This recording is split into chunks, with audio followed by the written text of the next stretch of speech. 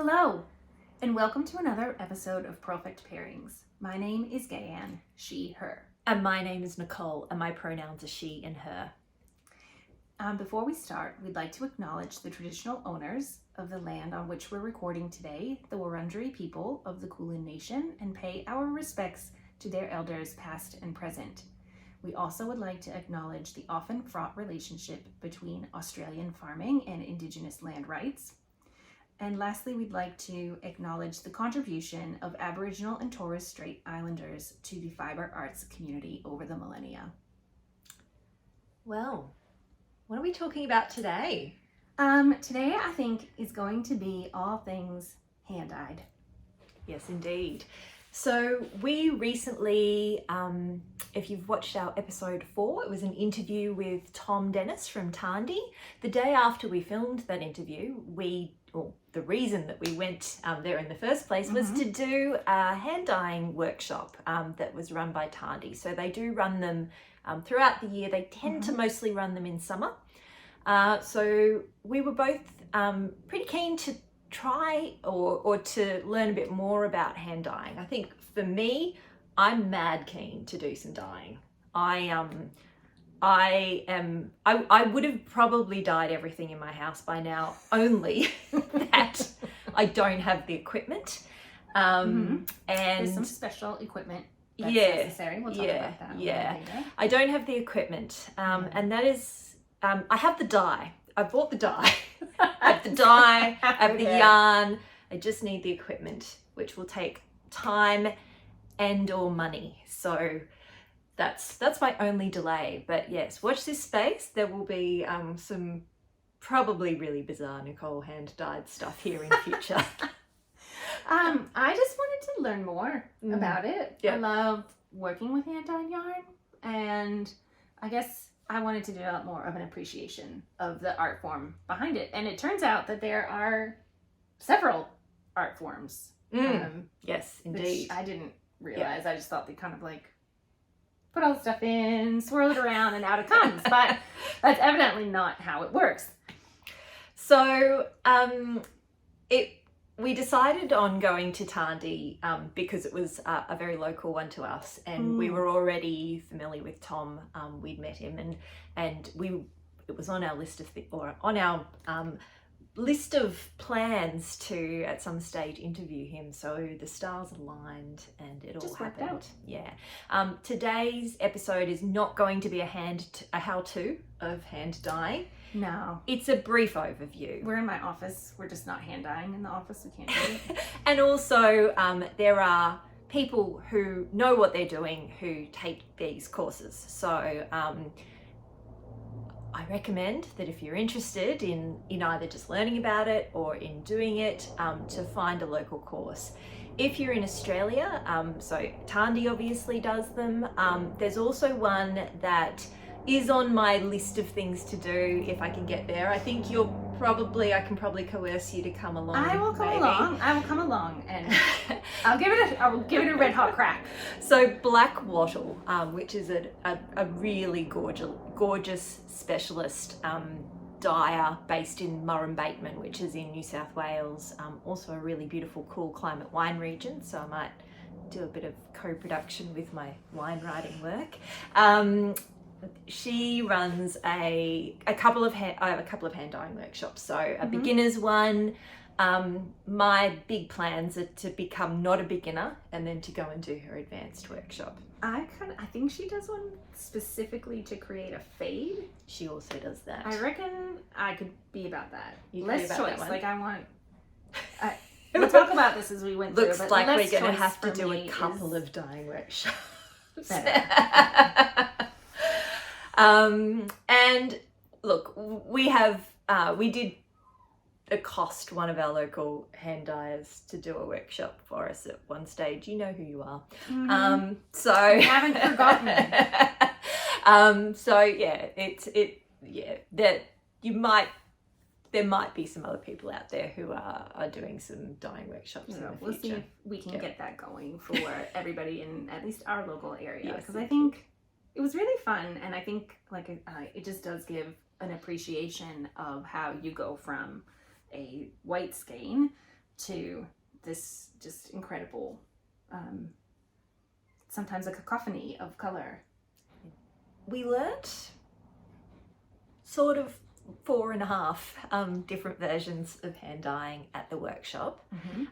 So we're going to talk briefly about each type of dyeing, each technique, and we've also pulled out some examples from our stash, or Gayann's pulled out some examples from her stash, because she's much more proficient at stashing than I am. Yeah, and I'll talk about that later. Just to demonstrate, just to kind of identify how you might sort of like to look at your stash and get a bit more of an understanding about the how it was dyed. We might make some mistakes today, and if we do, we apologise, and please let us know in the comments. I was just going to say, let us know in the comments if we're talking out of turn, because we did have only taken one workshop, right? Indeed, yes. Yes, we are by no means experts on this. But we want to learn. What you are seeing from us today is us sharing our little discovery and continuing to discover, and we'll see where it takes us. Yeah, so the 4 methods that that we learned were immersion, low immersion, which is also called kettle dyeing. I've seen it called that on the internet somewhere when I was looking it up. speckling, and hand painting. So there was also another method, the half method, that we talked about at the dyeing workshop, which is glazing. So we'll talk about that as well. So starting off with immersion dyeing, this is the simplest one, I think, really. All you need, and you can do it at home, all you need is a large, ideally, if you want to dye more than one skein, a large stock pot is really all that's required. A heat source. An even heat source. Yeah, an even heat source. Now, one thing, I thought that I would do the dyeing workshop and like head straight home and like dig out some saucepans and off I go. I've got quite a few. Cannot spare saucepans? Well, saucepans. Yeah. None. You cannot use saucepans that you want to at some point use for your food for dyeing. Okay, these things do not mix. So that is my challenge at the moment, is getting saucepans, which either involves op shopping or buying new saucepans, hence the time versus money drama that I am facing. Anyway, that's a story for another day. So the other thing that you really do need is a way of monitoring the heat, because you want to maintain the heat at a nice even temperature for you need to do it for a 20-minute period. So like a meat thermometer or like a candy thermometer? candy thermometer. Yeah. So essentially the process is you get your stock pot or your saucepan that you are never ever going to use for food again. Don't eat out of it. You don't drink the water at the end.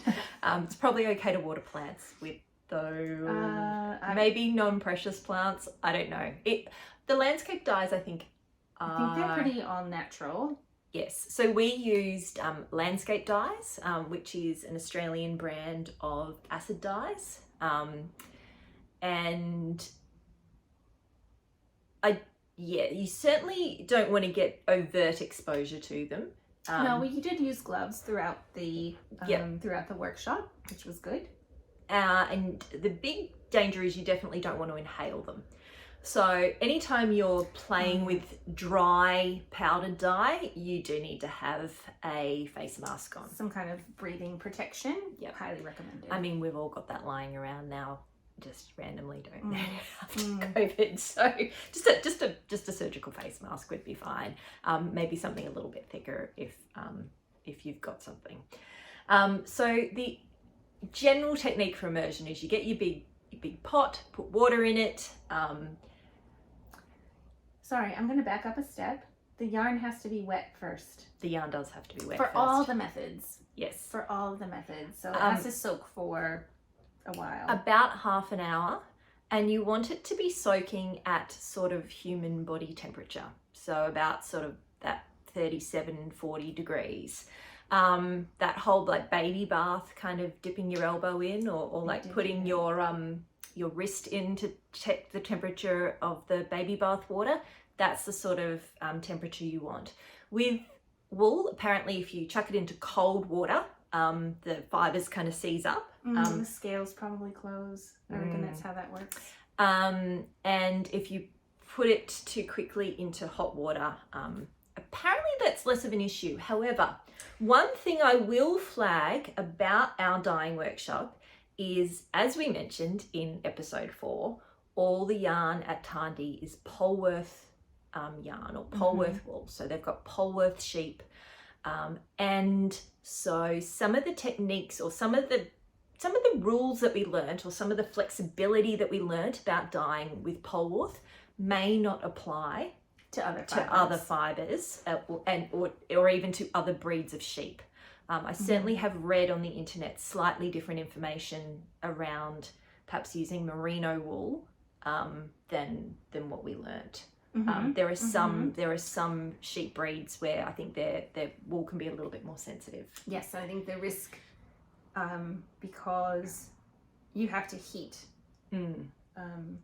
You've got to heat the wool for a certain period of time. Is at risk of felting the wool. Yep. So you just have to be mindful of that. So once you've got your pot with water at between 80 and 90 degrees is ideal. You dissolve the required amount of powder. We're not going to go into those details because it would depend on the brand you were using, and it's on the back of the packet. Yeah.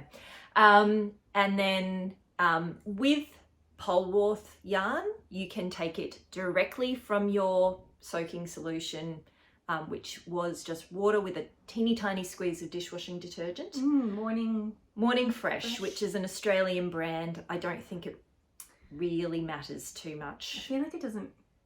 It's kind of like your palm olive. I'm trying to think of a North American equivalent. Something not too fancy.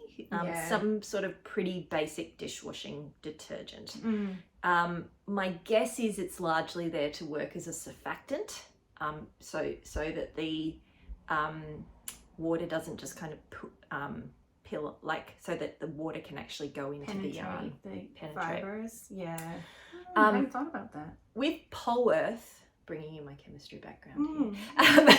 With Polworth, you can take your yarn directly from that soaking solution and pop it in your 80, 90 degree bath. I have read elsewhere that you shouldn't do that big change from like 37 degrees to 80 degrees can be a bit problematic for the yarn.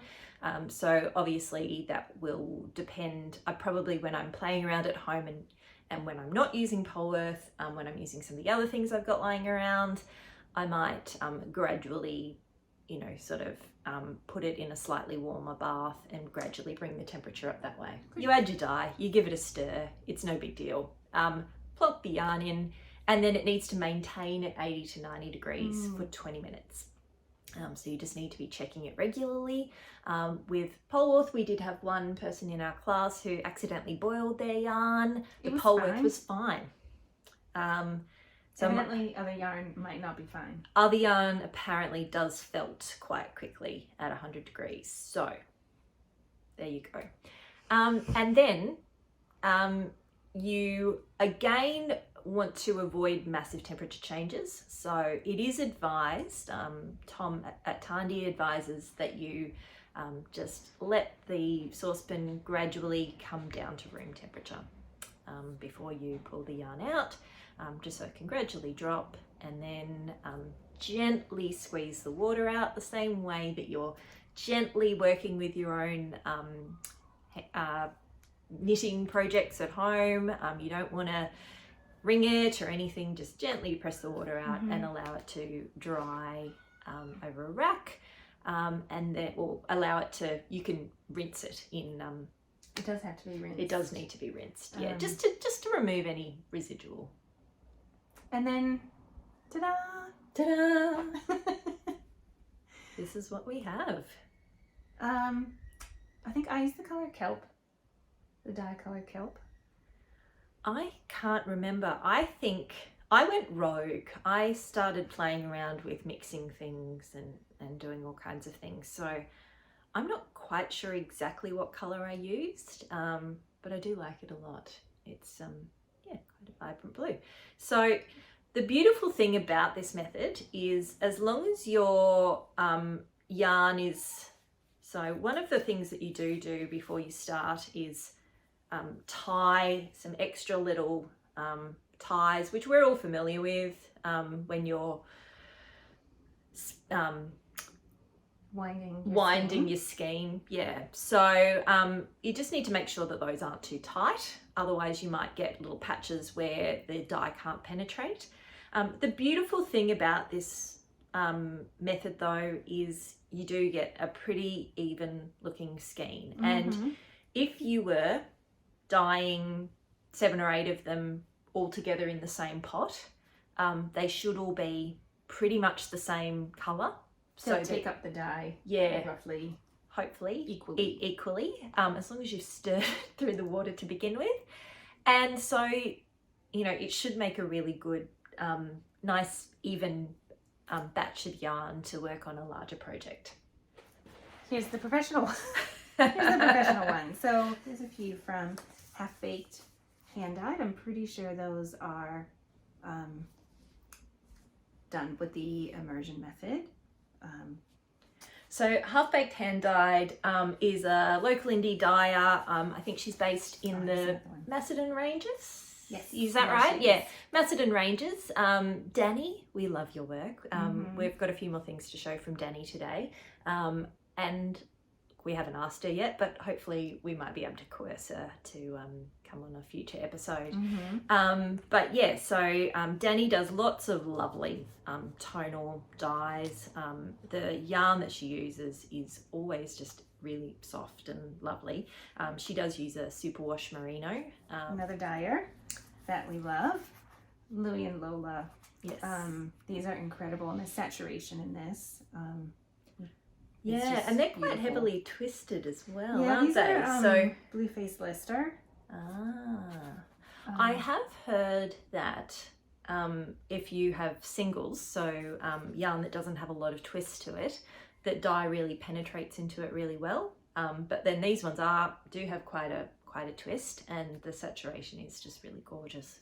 The last example, and I'm pretty sure that this is a Tarndie base, but it's from Pirate Pearl Yarns, and it's a Polwarth silk.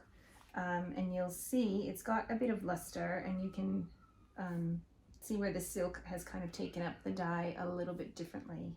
I think that skein, you can see it a little bit more than the other, but so that is Immersion.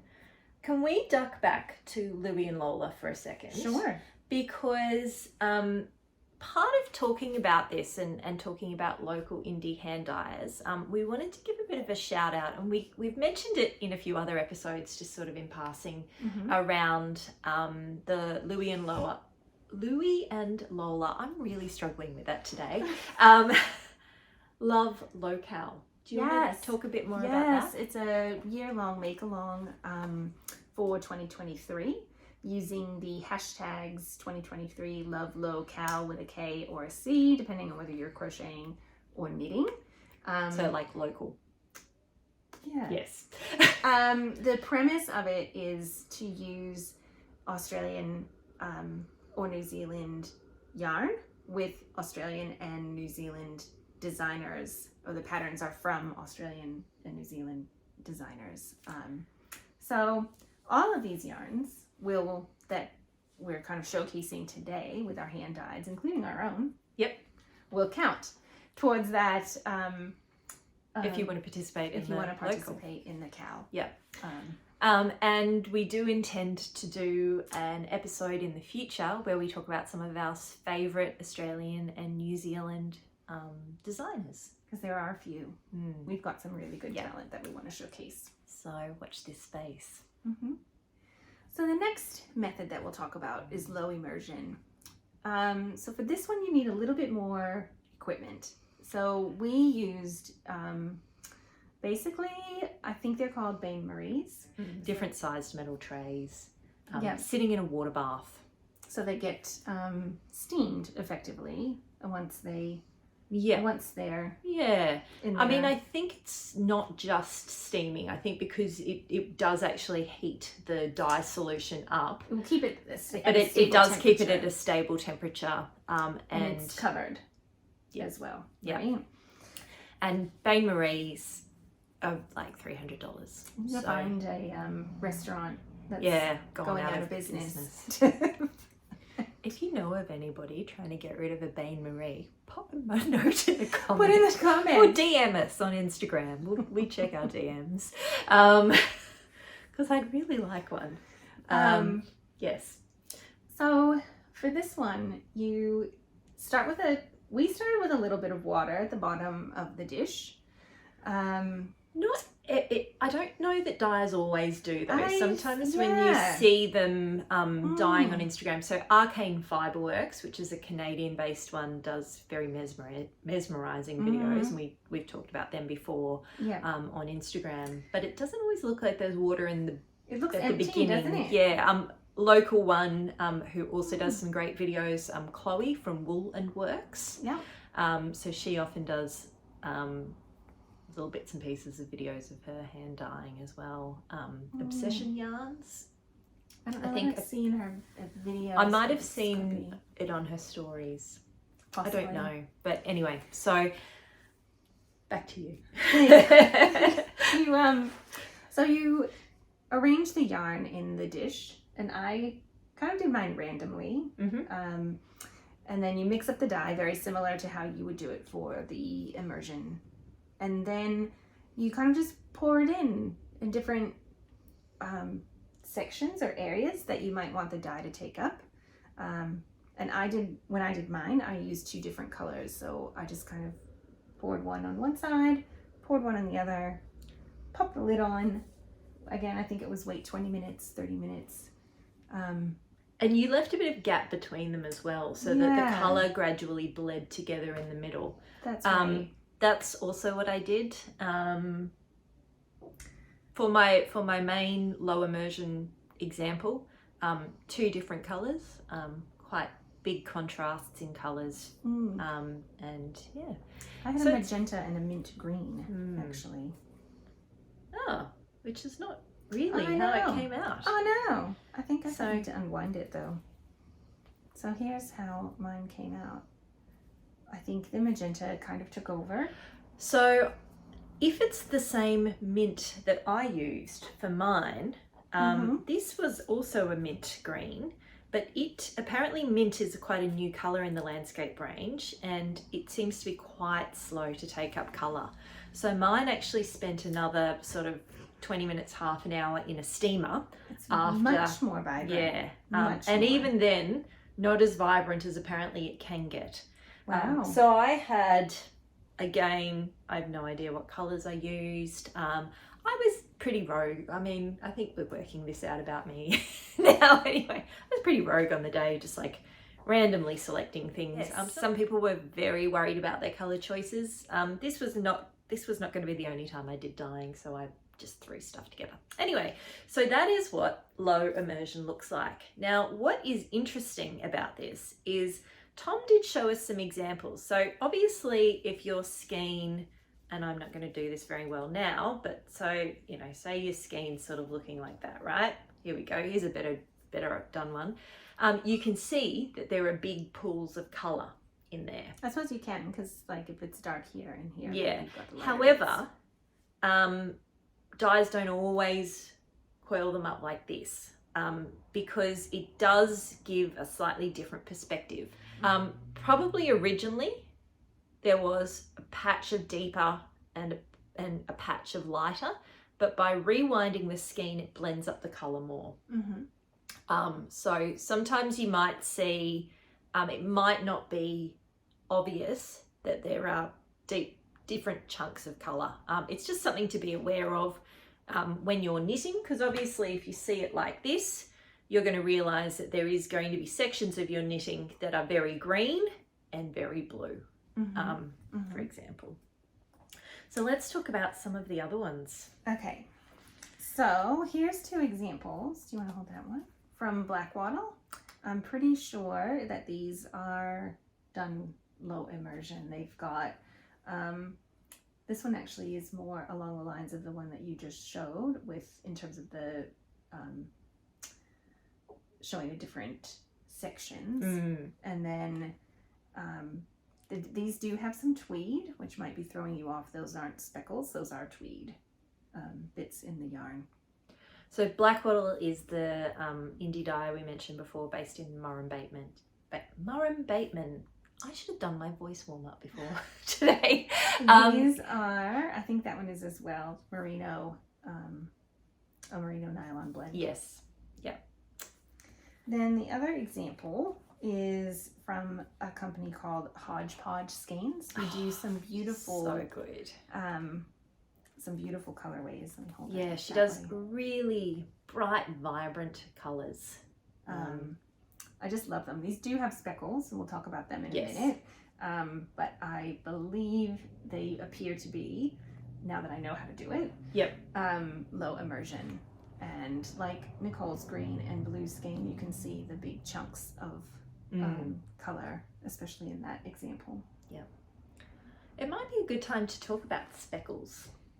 Let's speckle, because I So- love speckles. Speckles is, I mean, you see it a lot, and it's very obvious, I guess, particularly in this section in the lighter colors, where you see sort of really vibrant, dark spots of orange that do look almost like it's been sort of sprayed on. So speckling is super. I found speckling really fun. I think it's probably my favorite. Yeah. No, second favorite. Speckling is probably a little bit challenging to do at home. Essentially, what you're doing with speckling is getting your dish. So we used old cake tins for this one. That's a pie plate.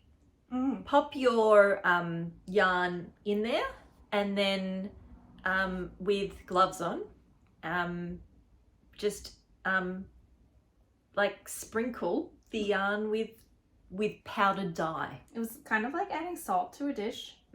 Just Yeah. however you want it to go. A little more there, a little less there. And then once you're, so there's options. You can just do one side, and that will mean that your yarn tends to have less speckles. If you want to, you can gently turn the yarn over and speckle on both sides, and then you just need to steam it. So you could theoretically do it at home again on the stove. Were they covered in the steamer? No, I can't remember. I don't think they were. What Tom did say around steaming is, even if you don't have the right equipment, even just some old ceramic mugs or ramekins on the bottom of a saucepan, just to lift your little sort of pie plate, as long as it fits inside the saucepan. Because steam is kind of consistent at 100 degrees, it's, as long as you're not, as long as you're not over boiling it, think of it like when you're making or trying to melt chocolate or something in a double pot boiler, or making custard or lemon curd, where you don't want to actually get it to touch. It can't touch. The hot boiling water can't touch what you're trying to mix above it. But it looks pretty easy to do, maybe to replicate at home. And I really enjoy speckles. I think speckles are really fun. The only issue with speckles is you couldn't probably, if you're trying to do it at home, you couldn't probably do large volumes at a time, unless you had a really sophisticated setup going. So speckle speckles. reveals. Yay! I immersion dyed this in a color called wheat first, and then I think I used kelp and magenta speckles. I actually really like how that came out. Yeah.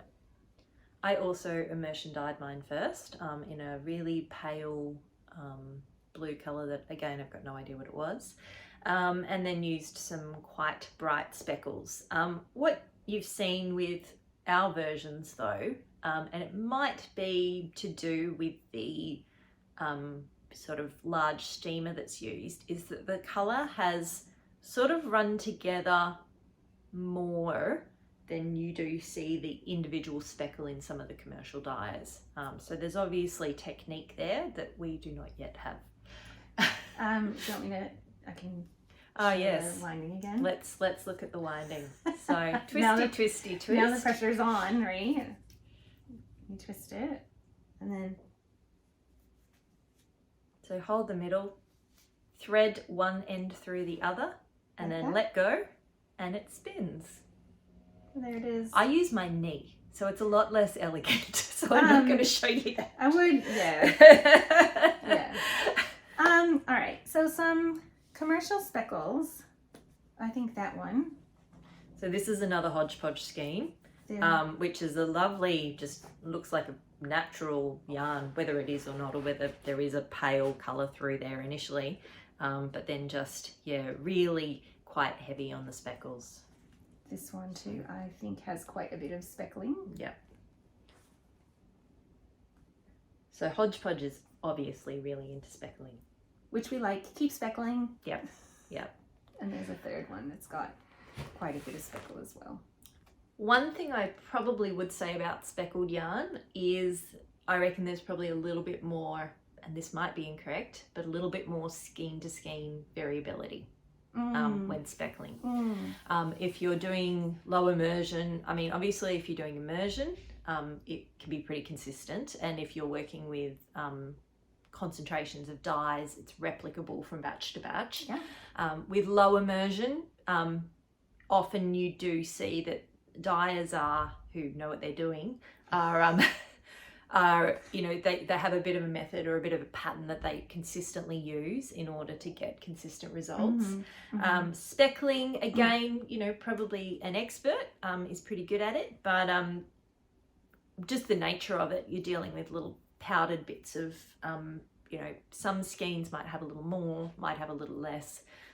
Just something to keep in mind as a knitter around creating your final garment.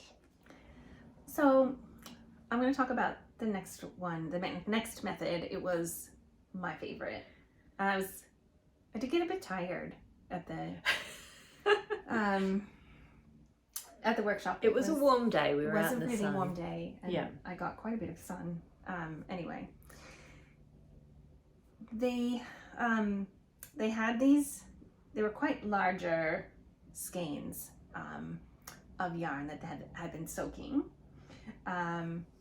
and we got to lay them out on the table and mix up some dye. But this time you had to mix up the dye a bit stronger than the label suggested. So it was less of a weighing. I mean, when you are mixing up dye, it's very much you weigh out exactly what you need. Well, that's the other thing you do need. You do need a really accurate set of scales. Like a jeweler's scale. Like a jeweler's scale, or like coffee scales might be something that, so the kind of coffee scales that fancy drip filter coffee maker people use.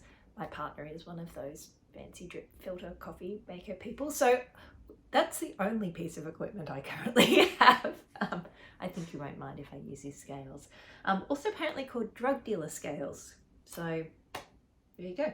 Yes. Anyway. This time I think it was, you just pretty much almost, it was almost like making a paste, wasn't it? Kind of. It was still liquid. And I got on the table with Joanne and Terry, who were also at the workshop. Hello, Joanne. Hi. I know you watched. You left a comment. So, and they were, you know, painting away, and I was like, oh, this is like something I feel like I could do, right? So I just grabbed one of the colors, and I felt like a little bit of a graffiti artist, just kind of going to town. And indeed, on one side of the skein, I just painted the word yarn, right? Thinking, I don't know, like what's going to happen? It's not going to come out on my, like when I knit it. So then that got wrapped in, once we were done, you do both sides. So you do one side of the skein and then flip it over, and then we thoroughly went to town on the other side. And that got stained as well. So with the hand painted, you can use, Tom did a little bit of like using like medicine syringes to kind of squirt. You can use paint brushes. You can kind of flick paint, flick brushes on there as if you were flicking paint. And then the skein, the very large skein, got wrapped up in, going to use a few different terms here. In Australia, we tend to call it glad wrap. It's a brand. Cling film, plastic film. North Americans might call it saran wrap. There we go. So it got wrapped up in that and then steamed. So. And what came out, I saw this skein and I was like, oh my God, that's amazing. And I told Tom I was buying it like literally within about 10 seconds. So it's about 400, is it 400 grams? It's about 400 grams. Yeah. It's 4-ply, and this is what it looks like. It's unbelievably So that's half of beautiful. it. This is half of it. Yeah. Do you want to hold that? And because I skeined the other half, and this is what it looks like skeined up. So you can see there that, I mean, they were both painted at the same time. They were very similar. They came off the same. Sorry, they were the same skein. So they should be effectively identical, apart from the natural variation that occurs. But you can see that when you ball something up, it really does change how it looks. So I guess it's a really useful learning in terms of just trying to think ahead of what the lovely skein you're buying, how it might look. And then how it knits up. So I've started to swatch this. I know, it's a gauge swatch. Can you believe it? Anyway, I'm tired of making my sweaters too big. Literally. So, so now you've got from the skein, or from the hank, to the winded ball, and then to how it's knit. And that's going to be amazing. It's going to be lovely, really lovely. We didn't actually do our own version of any hand painting. No, it was like a group. Yeah. More of a group exercise. I did I'll show my last skein, which was a bit of a mishmash of different techniques. So this was largely low immersion, and then a little bit of speckling in there as well, with some sort of hot pink and yellow speckles, which sort of blurred together really because there was some water involved. And so it's all quite, it's kind of mermaidy. It's a bit mermaidy. So I deliberately picked a bit of a general similar colour scheme for my four, largely because I like blue and I look good wearing blue, but I never ever buy blue yarn. So I was like, well, now is the chance to make some. So that was my little lot, and I'm planning to hold it double, so do a bit of a marling kind of thing, hold two together, strand of each, and make an 8-ply beanie once I've decided on a pattern, and definitely from one of the Australia or New Zealand designers. Yeah.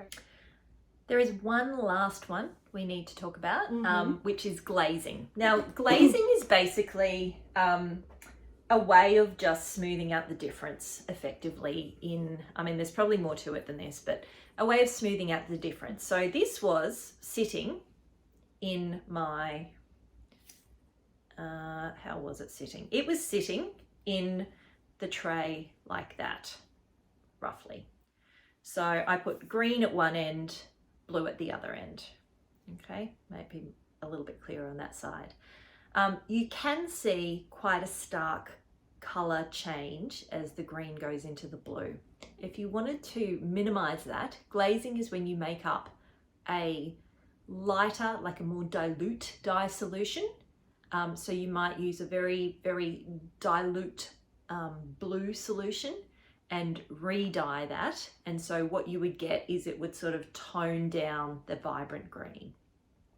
So there's probably a fair bit of glazing that goes on.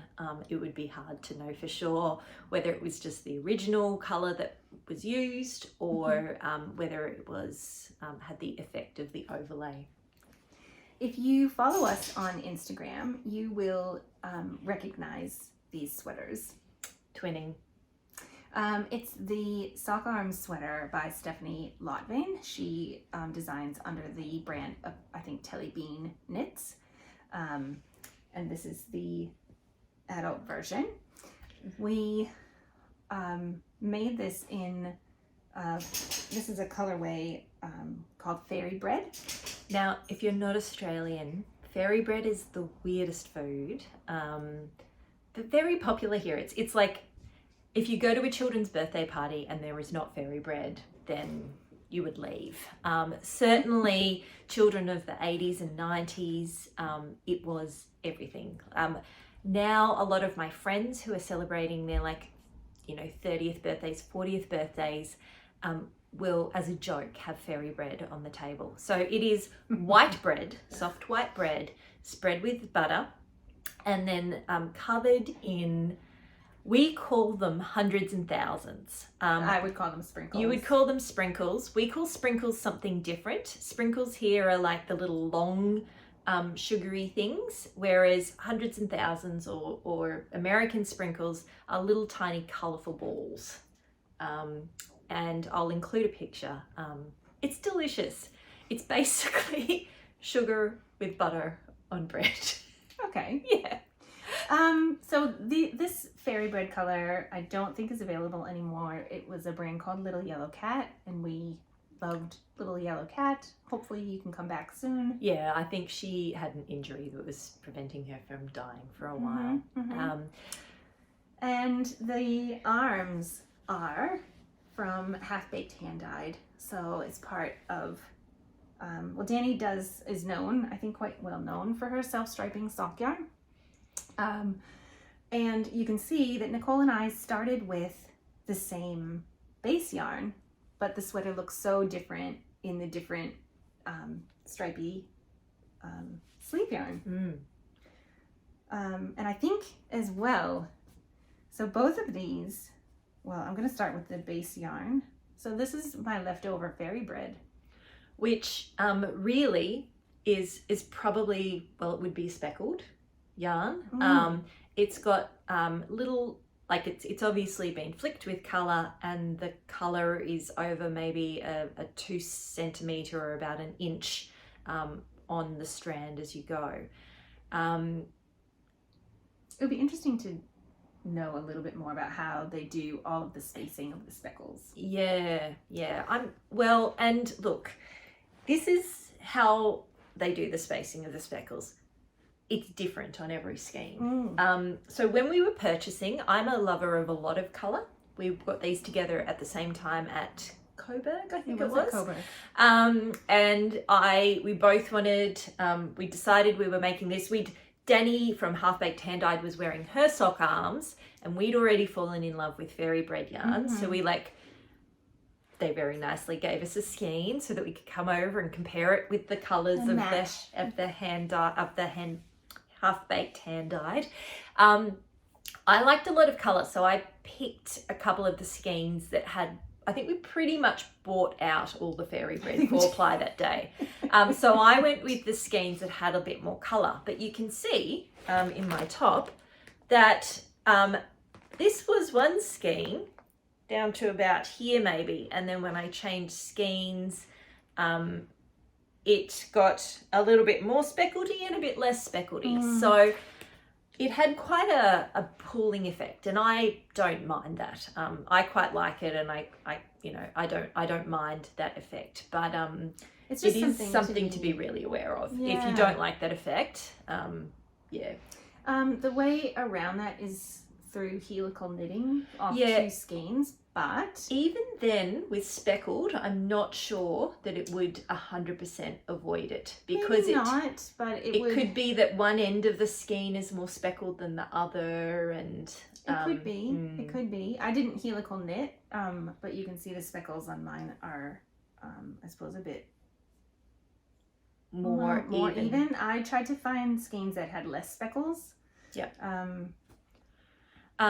Definitely helical knitting with any sort of low immersion is a technique that will help to avoid colour pooling. I think it's a little bit more reliable with yarns that have less randomness. And then I just wanted to also show the example of these, because they're both self-striping sock yarn, but how different they look. So when you go up to a skein at a show or at a shop and it looks like this, then it's also self-striping, which is far more obvious when it looks like this. So on this one, it's literally big wide stripes. Danny winds these up, and they're very fun to buy. But it does give you a really clear, you know exactly what you're getting when it's wound like this. Whereas when it's wound like this, you have to use your imagination more.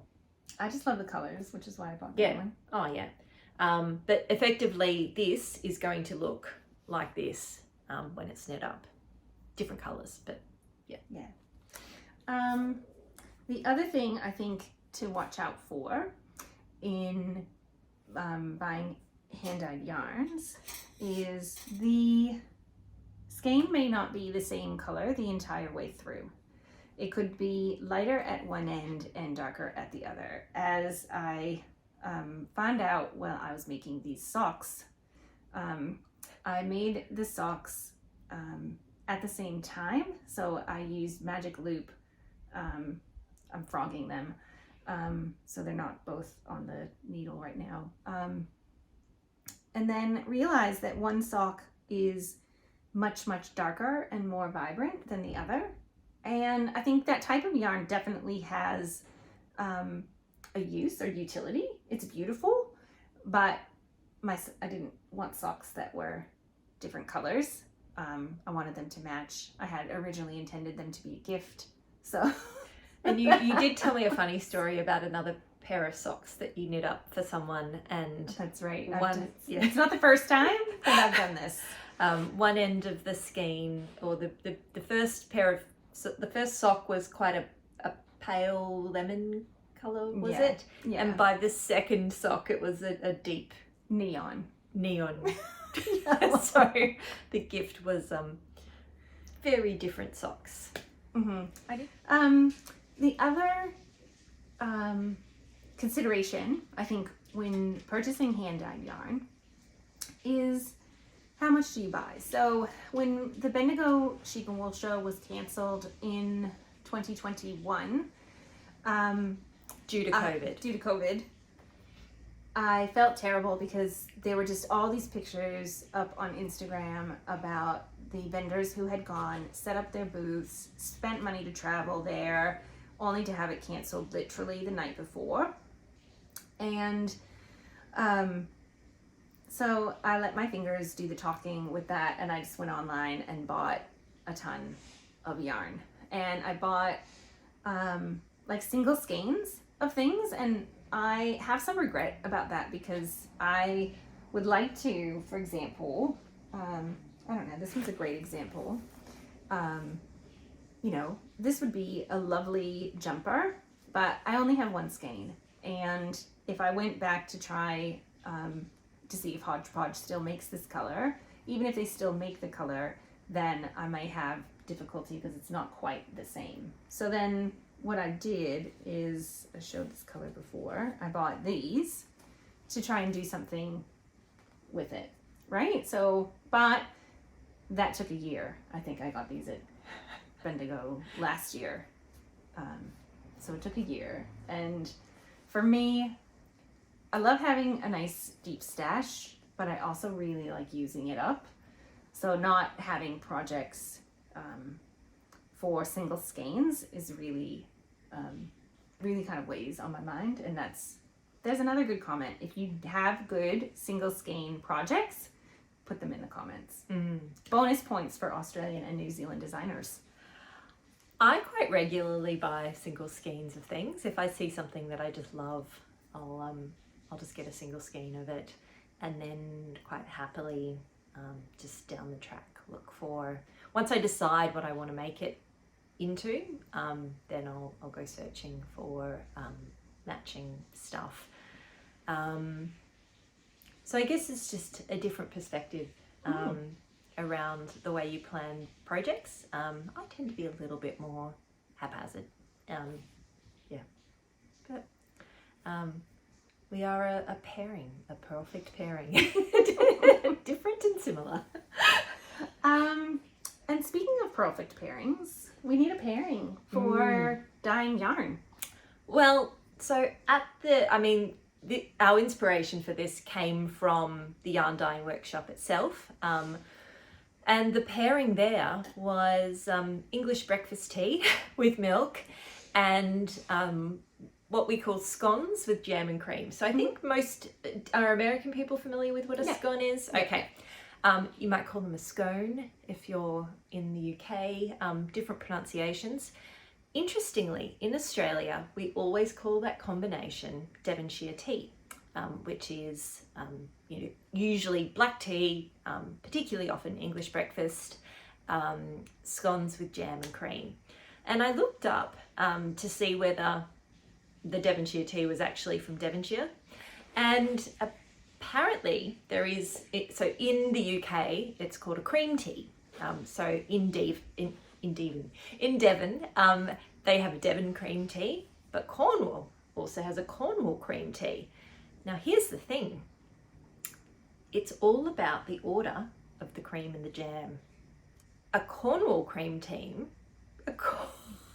Cornwall cream tea is jam first and then a dollop of cream on top.